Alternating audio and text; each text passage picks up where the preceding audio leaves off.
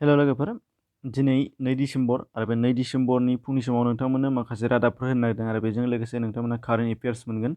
दा बे current एफेयार्सनि PDF फाइलबो मोनगोन बेयावनो। दा बाहाय नुनो मोननाय जागोन फार्स्टआव खौरां हिसाबै बाहाय राजखान्थियारि खौरांफोर नुनो मोनगोन आरो बेयाव गुबुन गुबुनबो नोंथांमोना मोनगोन लोगोसे। जे बाहाय बुङो फार्स्टआव बिस्वजित दैमारिया सिगाङाव एबसुनिनोमोन आरो बिथाङा एबसुजोंनो होखारजादों आरो बिनिफ्राय बिपिएफआव हाबफैदों। फारसेथिंजाय हिमन्तआबो आसुआव दङमोन आरो आल्फायावबो दङमोन। बिथाङाबो मोननैजों आसु आरो आल्फाजों होखारजादों।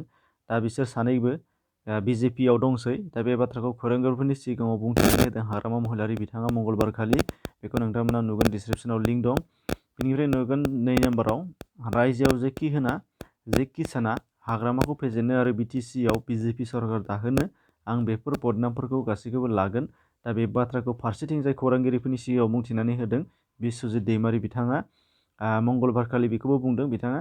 बेनिफ्राय नुगोन बाहाय 3 नाम्बाराव बिटिसिआव ट्रेक्टरजों हालेवबाबो नांगोलजों हालेवबाबो पदुमफुल एबा फामे बिबारा बारनाय नङा। दा बिटिसिखौ रैखा खालामनांगौबा खालि गण सुरक्षा पार्टिखौसो मदद खालामनांगौ।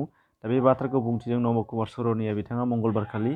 बेनिफ्राय दङ नाम्बार 4आव क'क्राझारनि थाखाय गोजोनथाव खौरांनि बाहाय बायनाय बिथिङाव अनलाइनै केस अन डेलिभारिसिमहालागै अर्डार खालामनो हानाय जासिगोन। बायदि जायगानिनो बायदि गुबुन गुबुन हादरारि बा मुलुगनाङारि अनलाइन शपिंनि बादि बाहाय शपिं एप लन्च खालामनाय जादों आरो बे शपिं एपनि मुङा जाहैदों इप्सा, अदेबानि IPSA।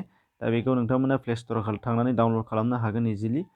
बिनिफ्राय नुगोन नाम्बार 5आव चन्दन ब्रह्मआ दिनैसिम बबे खामानिखौ हारिनि मावदों दिनै हिसाब होनांगौ, रायजोफोरा हिसाब नागिरदों। दा बे बाथ्राखौ खौरांगिरिफोरनि सिगाङाव बुंथिनायजों होदों प्रमद बर' बिथाङा मंगलबार खालि। बेनिफ्राय नुगोन नाम्बार 6आव 2020 मायथाइनि फैगौ बिटिसि बिसायख'थियाव आलो गोजोनै गावबा गावनि लुबैनाय बिजाथिफोरखौ भट थुनो थाखाय बर' थुनलाइ आफादा साफ्रोमनिसिमबो खावलायनाय बावहरदों। बेनिफ्राय दं गासै नोंथांमोना नुगोन कारेन्ट एफेयार्स। दा कारेन्ट एफेयार्स हिसाबै कुइसन आरो एन्सार, अदेबानि बेबो निउसआनो।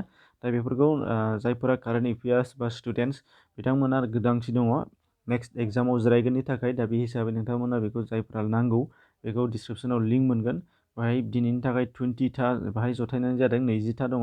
दा बाहाय राइट एन्सारखौ टिक मार्क होनाय जादों। नोंथांमोना बेखौ नायै नट खालामनो हागोन आरो पकेट बुक हिसाबै नोंथांमोना मबाइलावनो हारसिङैबो फरायनो हानायनि थाखाय पिडिएफ फाइल बानायनानै सुबिदा होनाय जादों। डाउनलड खालामनानै लाब्लानो जाबाय। बेखिनि दिननि थाखाय एसेनोसै, गोजोन्थों।